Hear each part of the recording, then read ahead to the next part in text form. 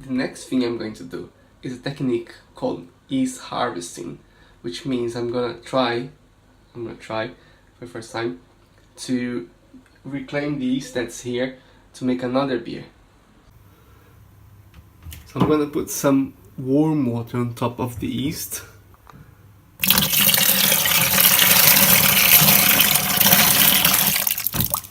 And I'm going to agitate that.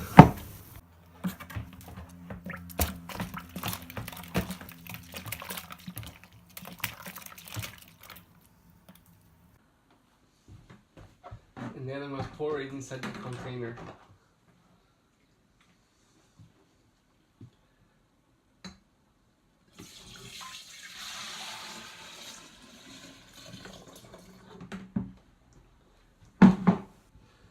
So I'll leave it there for 1 hour, maybe 1 hour and a half.